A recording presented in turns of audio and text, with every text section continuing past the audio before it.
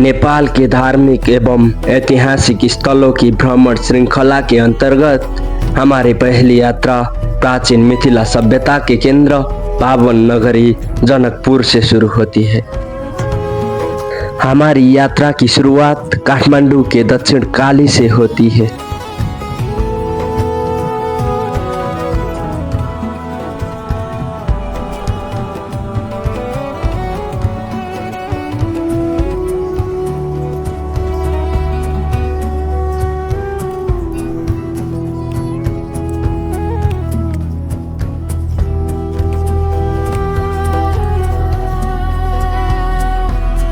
यात्रा की शुरुआत में कहीं सड़क की स्थिति बहुत अच्छी तो कहीं खराब है।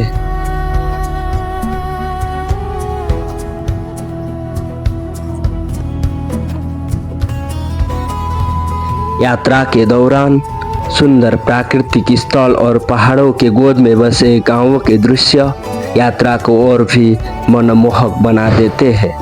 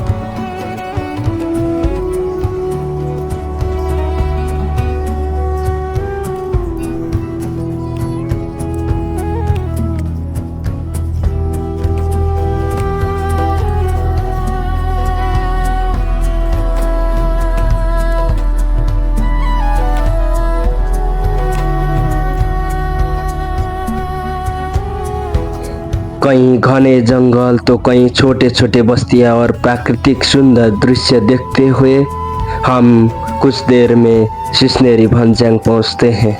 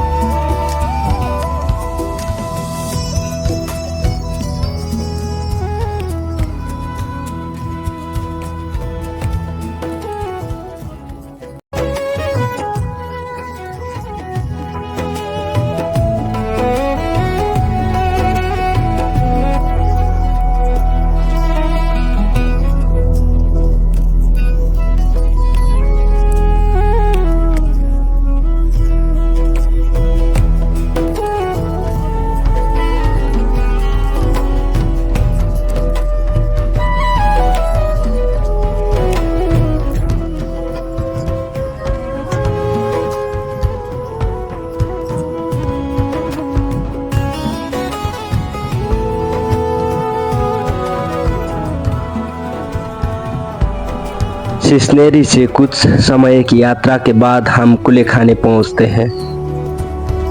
नेपाल की सबसे बड़ी मानव निर्मित झील के रूप में प्रसिद्ध कुलेखानी को इंद्र सरोवर भी कहा जाता है।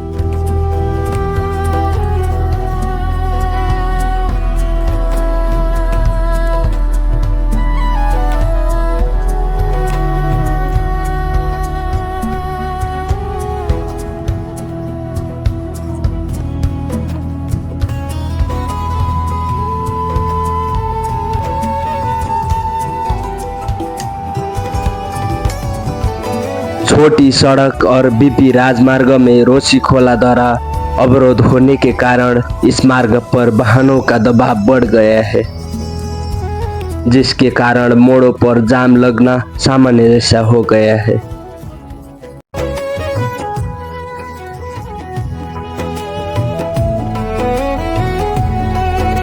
कुलेखानी से कुछ समय बाद हम चकमके होते हुए चिसापानी पहुंचते हैं।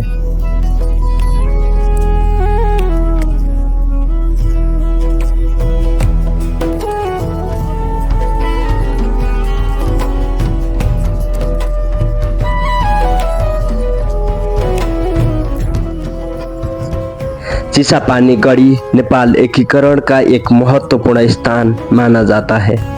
नेपाल अंग्रेज युद्ध के समय नेपाली सेना ने अंग्रेजों का वीरतापूर्वक सामना किया था। चिसापानी से आगे बढ़ते हुए ऊपर से सुंदर भीमफेदी का बाजार का दृश्य दिखाई देता है।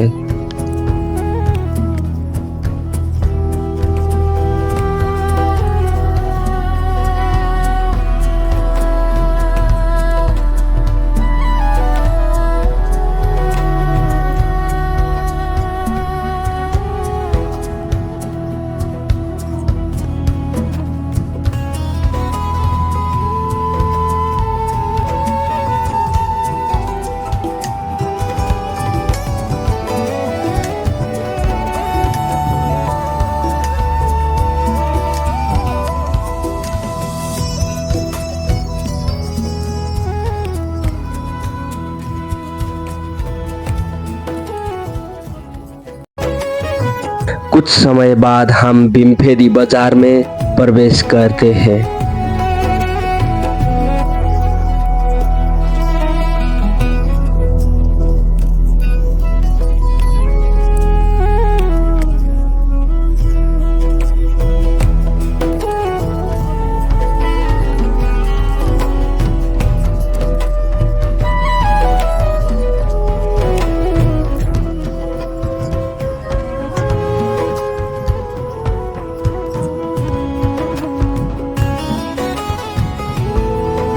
भीमफेदी से आगे बढ़ने के कुछ समय बाद हम बागमती प्रदेश की राजधानी हेटौडा पहुंचते हैं।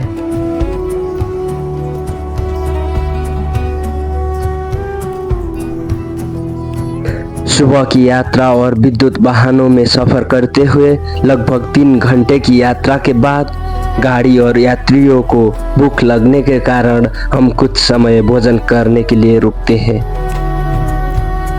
हेटौडा से कुछ आगे रमणीय स्थान पर छोटे छोटे झोपड़ियों में नाश्ते करने की दुकान और आसपास जंगल के दृश्य। इसी स्थान पर गाड़ी को खड़ा करके हम इन्हीं दुकानों में नाश्ता करने बैठते हैं। नाश्ता करने के बाद हमारी यात्रा फिर आगे बढ़ती है। हम चूरे पहाड़ को पार करते हुए आगे बढ़ते हैं। चूरे को स्थानीय समुदाय में चूरिया माई भी कहा जाता है और स्थानीय समुदाय में चूरिया माई के प्रति अपार श्रद्धा और भक्ति भी देखने को मिलती है।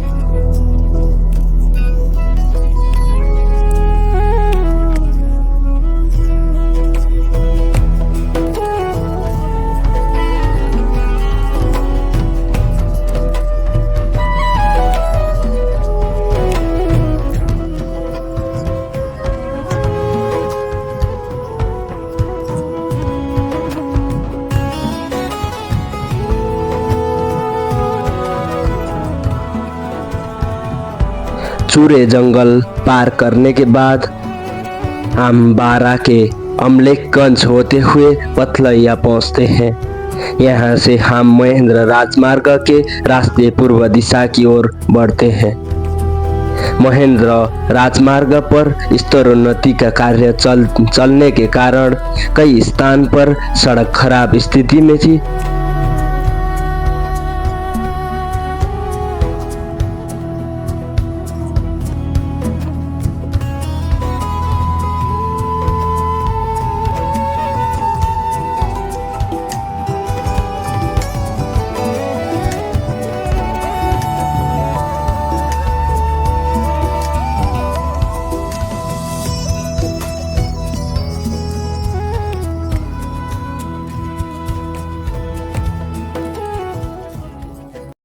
कुछ समय की यात्रा के बाद हम बारा जिले के पीछे छोड़ते हुए रौतहट जिले में प्रवेश करते हैं।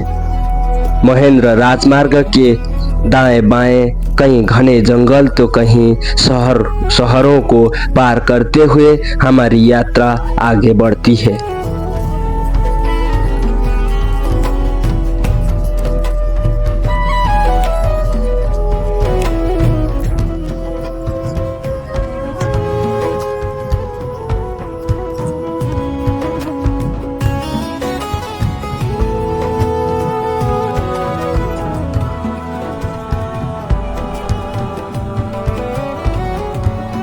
कुछ समय की यात्रा के बाद हम बागमती पुल पहुंचते हैं। काठमांडू उपत्यका में छोटी और प्रदूषित रूप में बहने वाली बागमती नदी यहाँ पहुंचकर विशाल और निर्मल रूप धारण कर लेती है।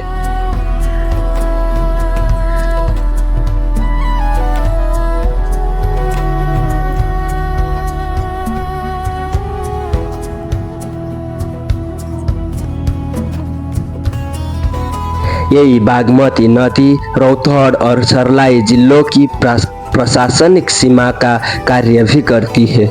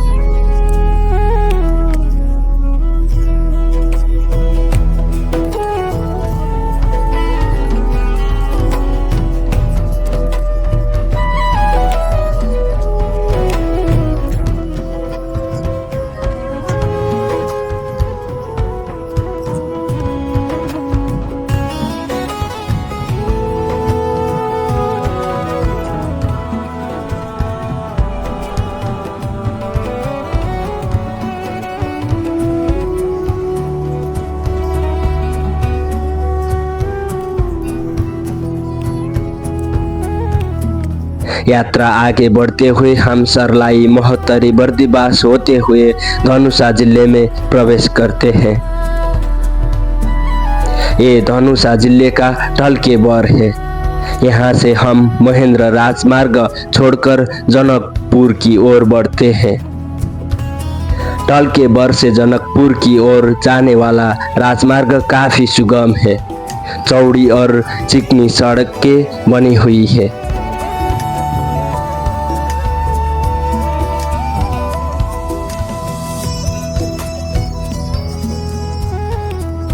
जनकपुर भाट बटेनी होते हुए हम आगे बढ़ते हैं।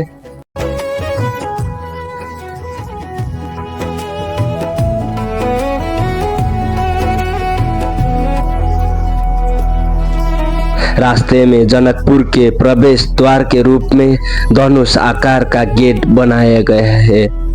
भगवान श्री राम के सुंदर प्रतिमा सहित निर्मित इस गेट का नाम शहीद गेट रखा गया है। और हम अपने गंतव्य पर पहुंचते हैं। यहाँ रामानंद चौक गाड़ी का अंतिम बिंदु है। यहाँ से हम पैदल होटल खोजने निकलते हैं। शाम का समय होने और यात्रा से थकान होने के कारण हम अगले दिन सुबह मंदिर दर्शन करने की योजना बनाकर विश्राम करने लगते हैं। यात्रा के दूसरे दिन सुबह हमारी यात्रा शुरुआत होती है प्रसिद्ध जानकी मंदिर से। माता सीता को समर्पित ये मंदिर विक्रम संवत 1967 के आसपास टीकमगढ़ की महारानी बृषभानु कुमारी द्वारा बनवाया गया था। उस समय इस मंदिर के निर्माण में 9 लाख रुपए खर्च हुए थे, इसलिए इस मंदिर को नौलखा मंदिर भी कहा जाता है। महारानी बृषभानु कुमारी को माता सीता ने स्वप्न में दर्शन देकर मंदिर निर्माण की प्रेरणा दी थी। इस कारण महारानी ने इस मंदिर का निर्माण करवाया, ऐसी किंवदंती है। मुगल और राजपूत शैली में बने इस मंदिर में मिथिला कला और हिंदू वास्तुकला का अद्भुत संगम दिखाई देता है। भगवान राम और माता सीता के भजन कीर्तन से मंदिर परिसर सदैव गूंजता रहता है। मंदिर परिसर में 1.25 लाख शालिग्राम मंदिर का निर्माण हो रहा है और साथ ही अखंड कीर्तन भी निरंतर चलता रहता है। कुछ समय कीर्तन सुनने के बाद हम मंदिर परिसर में स्थित विद्युत सांस्कृतिक संग्रहालय का अवलोकन करते हैं। इस संग्रहालय में माता सीता के जन्म से विवाह तक की घटनाओं को जीवंत रूप में प्रस्तुत किया गया है। दीवारों पर चित्रित मिथिला चित्रकला इस स्थान को और भी भव्य बना रही है।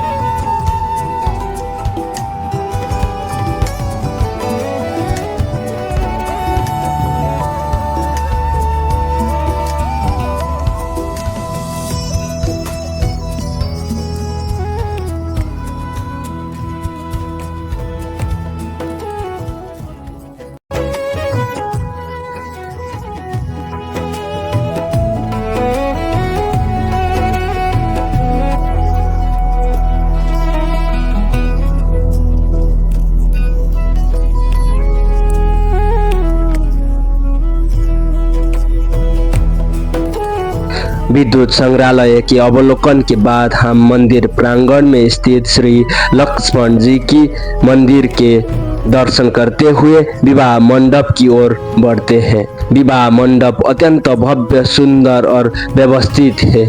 इस स्थान पर भगवान श्री राम और माता जानकी के साथ भगवान श्री राम के तीनों भाइयों ने श्री भरत जी, श्री लक्ष्मण जी और श्री शत्रुघ्न जी का विवाह क्रमशः मांडवी, उर्मिला और श्रुतकृति के साथ हुआ माना जाता है। इसी स्थान पर विवाह मंडप होने के कारण इस स्थान को विवाह मंडप कहा जाता है। विवाह मंडप के मुख्य मंदिर के चारों कोनों में भगवान श्री राम और माता सीता, भरत और मांडवी, लक्ष्मण और उर्मिला तथा शत्रुघ्न और श्रुतकृति की प्रतिमाएं स्थापित है।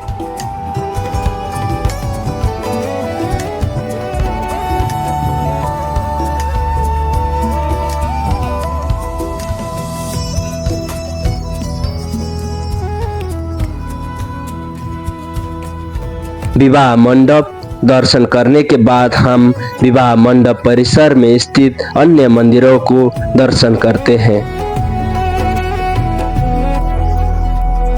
विवाह मंडप परिसर में द्वादशोत्तर लिंग मंदिर, चरण पादुका मंदिर, भैरव मंदिर आदि स्थित है।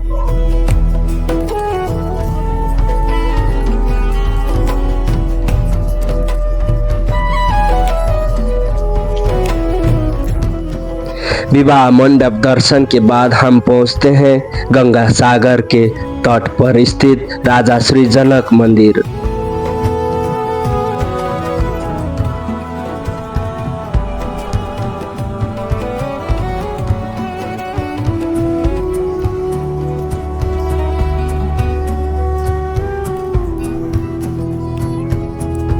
राजा श्री जनक मंदिर परिसर में स्थित शक्ति मंदिर, शिव मंदिर तथा साधु धुनियों को दर्शन करने के बाद हम शिव मंदिर के दर्शन करते हैं। शिव मंदिर के बाद हम बाबा भूतनाथ महादेव मंदिर को दर्शन करने पहुंचते हैं। बाबा भूतनाथ मंदिर परिसर में साधु धुना तथा बाबा काल भैरव के दिव्य दर्शन होते हैं।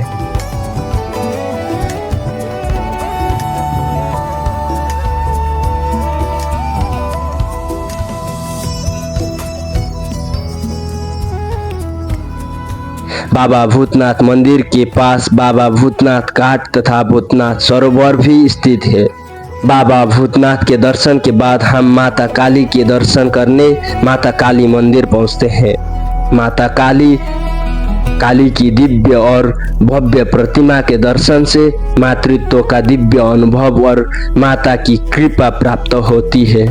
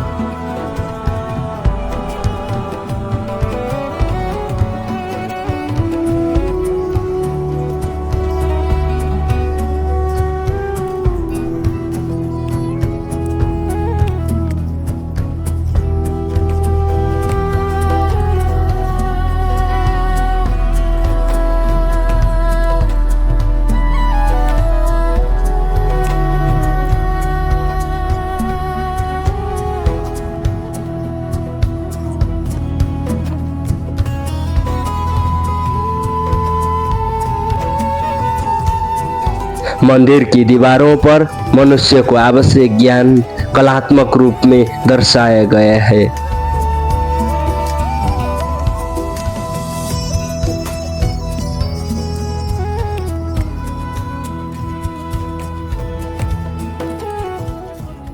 बाबा परमहंस मंदिर के बाद हम माता अन्नपूर्णा मंदिर पहुंचते हैं।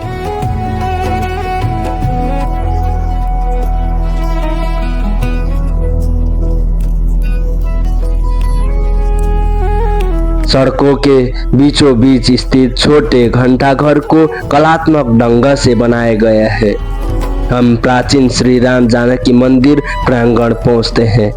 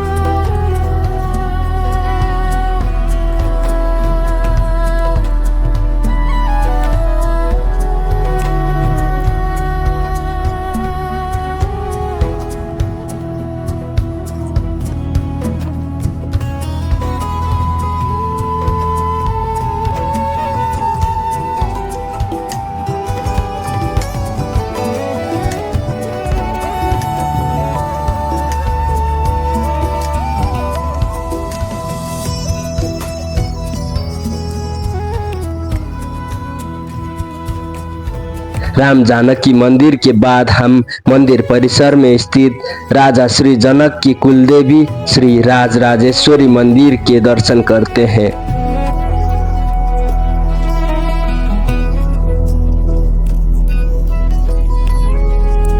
जनकपुर धाम के विभिन्न मंदिरों को दर्शन करने के बाद हम भगवान शिव के मंदिर की ओर बढ़ते हैं। मान्यता है कि भगवान श्री राम द्वारा स्वयंवर में तोड़े गए भगवान शिव के पिनाक धनुष का एक भाग यहाँ गिरा था।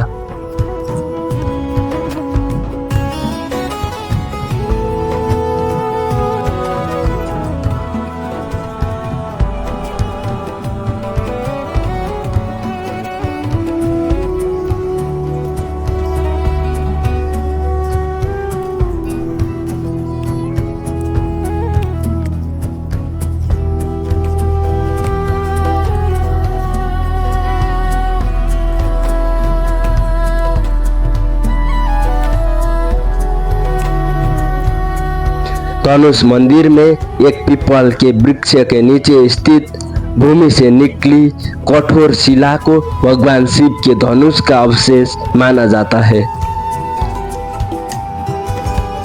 वृक्ष के नीचे एक छोटा कुंड भी स्थित है। इसे पाताल लोक का जल माना जाता है। मान्यता है कि इस कुंड का जल किसी भी अकाल या सूखे में नहीं सूखता और इसमें कितना भी पानी डाला जाए कभी भरता नहीं। इस धनुष मंदिर का उत्पत्ति और इसकी विशेषताओं के बारे में इस मंदिर के सहायक पुजारी इस प्रकार बताते हैं। मेरो नाम भयो विजय नारायण सिंह, मेरो घर भयो धनुषा गोविंदपुर वार्ड नंबर 1। म ये सहायक पुजारी धनुषा धाम यो धनुष मंदिर को। मेरो नाम भयो विजय नारायण सिंह।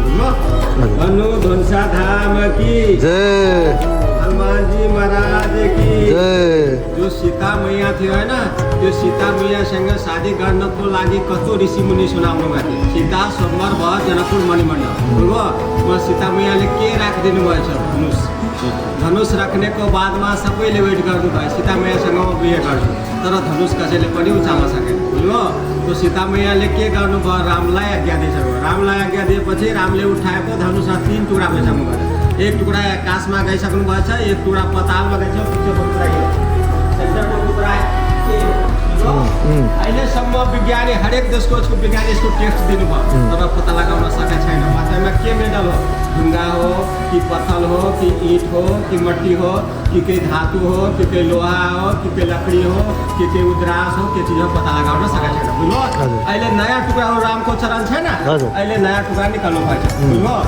यो पिपलको पेड 550 भन्दा अहिले बढी बताउँदैछ विज्ञानीले। बुझ्यो? यसमा विष्णुको वास हो। यो पताल कुण्ड हो। यो सुकेपछि धनुषा धाममा जति 90-95वटा गाउँ छ पुरै खरेरी भयो।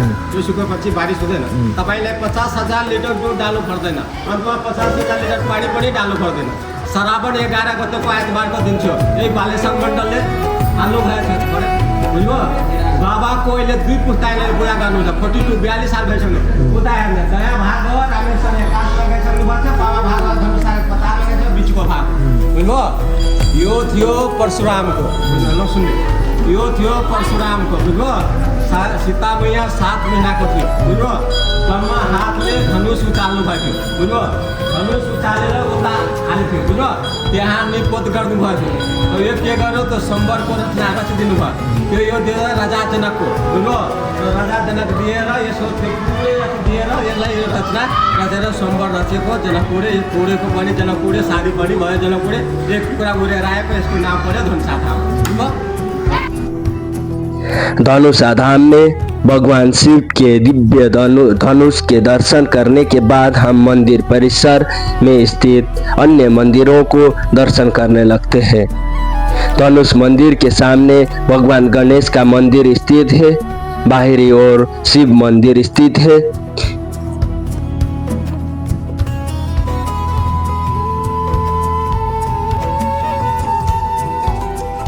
इसके कुछ आगे फिर भगवान श्री राम और माता जानकी का मंदिर स्थित है।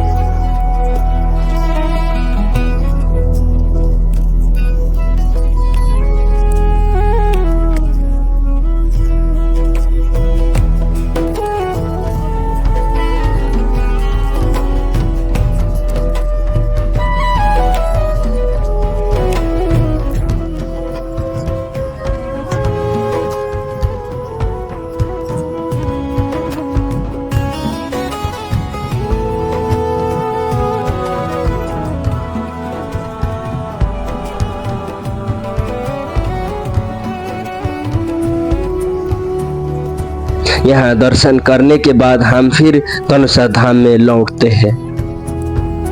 लौटते समय रास्ते में परशुराम तालाब पड़ता है। विशाल तालाब के बीच भव्य भगवान शिव के शिवलिंग की प्रतिमा स्थित है।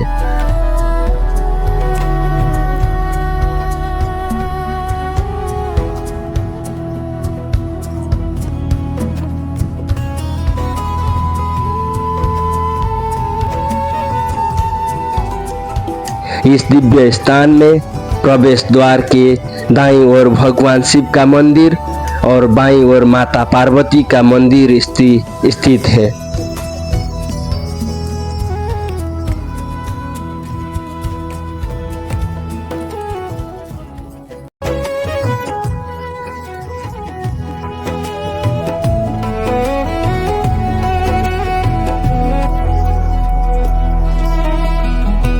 इन मंदिरों के दर्शन के बाद हम तालाब के बीच स्थित विशाल शिवलिंग के दर्शन करने पहुंचते हैं। तालाब के बीच स्थित विशाल शिवलिंग जिसे वासुकी नाग ने घेरा हुआ है, उस दिव्य दृश्य का वर्णन शब्दों में करना कठिन है।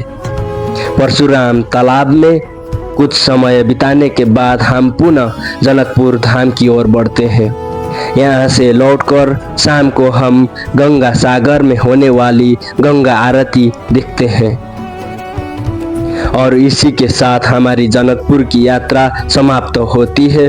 हम इस समय गंगा सागर परिसर में उपस्थित हैं। यहाँ कुछ ही समय बाद गंगा आरती आरंभ होगी।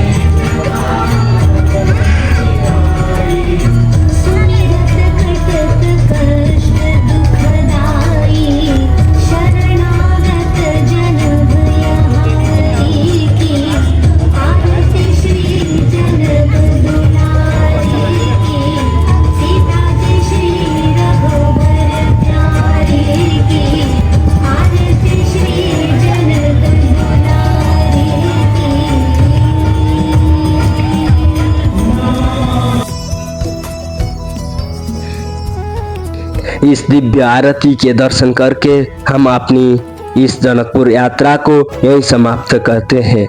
हमारे आने वाली यात्राओं में भी साथ देने के लिए कृपया हमारे इस चैनल को सब्सक्राइब करें। धन्यवाद।